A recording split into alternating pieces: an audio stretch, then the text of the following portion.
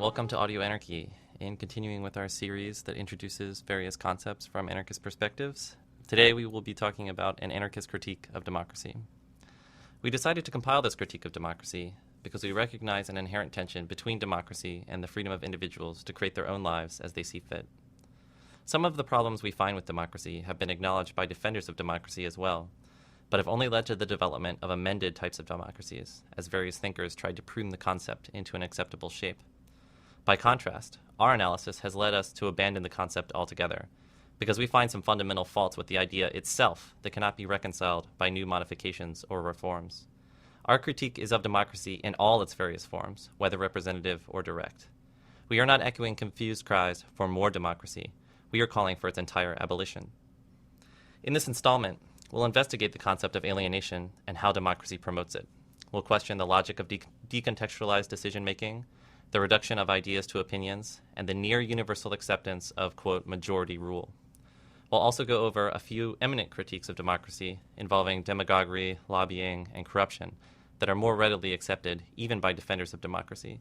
And then we'll talk about why democracy is so good at maintaining and reproducing itself. To start, we offer a definition of what we are critiquing. Democracy is a theory of government where the law reflects the will of the majority as determined by direct vote or elected representatives. Typically, the legitimacy of a democracy begins with the adoption of a constitution, which establishes the fundamental rules, principles, duties, and powers of the government, and some set of rights for individuals against those of the government. The enumeration of rights attempts to protect individuals from the whims of a democratic majority, a concept developed under republicanism during the overthrow of monarchism. First, alienation. To begin our critique of democracy, we start by talking about the more general anarchist critique of alienation. Anarchists distinguish themselves by asserting a direct and unobstructed link between thought and action, between desires and their free fulfillment. We reject all societal processes that break that link, such as private property, exchange relations, division of labor, and democracy. We call that broken link alienation. Passions and desires can only be delight when they are real and definite forces in our lives. In this condition of alienation, however, they are inevitably muted by the knowledge that the conditions of our existence are not under our control. In this context, dreams are only for dreamers, because our desires are constantly faced with the impossibility of action. In this sinister way, when we lose our connection with the desires and passions that drive us forward, it is impossible to wrest back control of our lives, and we are left to linger in a condition of passivity. Even the desire to change the material and societal conditions that function on alienation is met with this passivity and hopelessness, essentially leaving them intact. Society thus ends up divided into the alienated, whose capacity to create their own lives as they see fit has been taken from them, and those in control of these processes, who benefit from the separation by accumulating and controlling alienated energy in order to reproduce the current society and their own role as its rulers. Most of us fall into the former category, while people like landlords, bosses, and politicians compose the latter. So at heart, we are against democracy because its very existence maintains this division that we're seeking to abolish. Democracy does nothing but maintain the existence of alienated power, since it requires that our desires be separate from our power to act, and any attempts to engage in that system will only serve to reproduce it.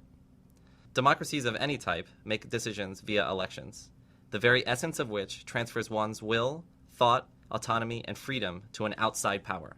It makes no difference whether one transfers that power to an elected representative or to an elusive majority. The point is that it's no longer your own. Democracy has given it to the majority. You have been alienated from your capacity to determine the conditions of your existence in free cooperation with those around you. There is an important distinction here. Parties are political in their claim to represent the interests of others. This is a claim to alienated power, because when someone takes power with a claim to represent me, I am separated from my own freedom to act. In this sense, anarchists are anti-political. We are not interested in a different claim to alienated power, in a different leadership, in another form of representation, in a regime change, or in anything that merely shuffles around the makeup of alienated power. Anytime someone claims to represent you or to be your liberatory force, that should be a definite red flag. We are anti-political because we are interested in the self-organization of the power of individuals. This tension towards self-organization is completely orthogonal to democracy in any of its various forms. Second, decontextualization. Our critique of alienation is connected to problems with decontextualization, because in democracies, decisions are also alienated from the context in which they arise. Democracies require that laws, rules, and decisions be made separate from the circumstances that people find themselves in, thus forcing individuals into predetermined and reactive roles, rather than allowing for free-thinking individuals or groups of individuals to make decisions in various contexts at various times as they see fit. To organize for a vote, the complexities of an issue, its causes and effects, and its possible resolutions get reduced to yes or no, either or, for or against. The questions are meaningless if the method is false. The process of reducing the issue at hand to that dichotomy is democratic, and how could it be? By a pre-vote vote? That's tried in some places, like the party primaries in the United States or in runoff elections elsewhere. But even then, the process functions to narrow the range of choices incrementally, as each round eliminates another candidate or option. Third, the opinion. Democracy also demands the singular importance of opinions. Voters become spectators in a process where they are presented with opinions to choose from, while in reality, those who create the agendas are really in control. We've all seen the sloganeering and reductionism that occur when representatives or speakers reduce ideas down to soundbite opinions to be chosen from. The reduction of ideas to opinions for selection has a polarizing effect on those involved. When selection is the only method available and there's nothing to do but choose from A or B, the parties on either side of an issue push themselves apart and strengthen their mutual certainty of rightness, rather than acknowledging the complexity of issues, coming together for compromise, or seeking to find a common solution.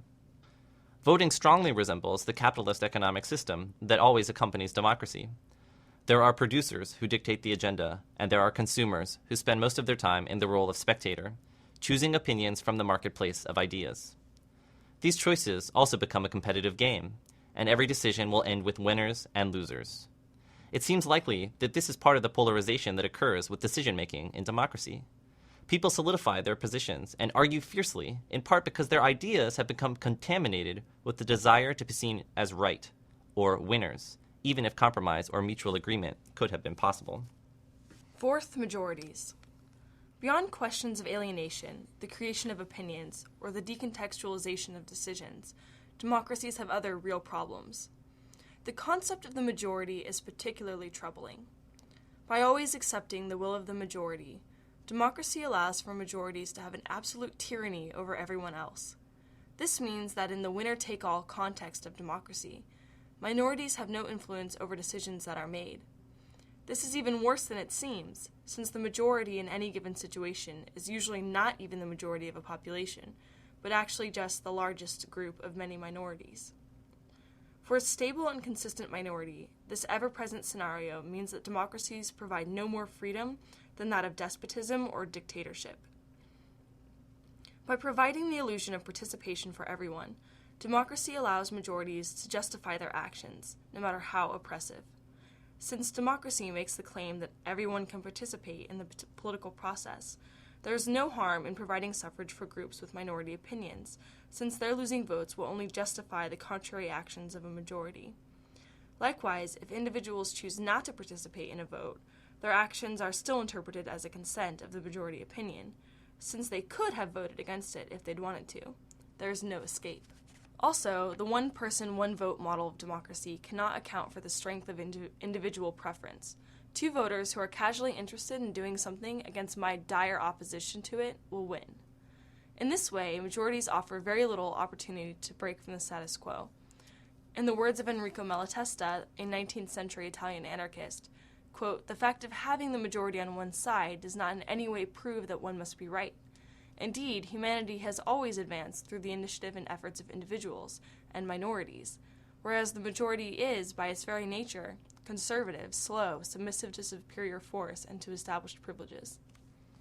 Fifth, eminent critiques. We share a variety of more widely acknowledged eminent critiques of democracy as well.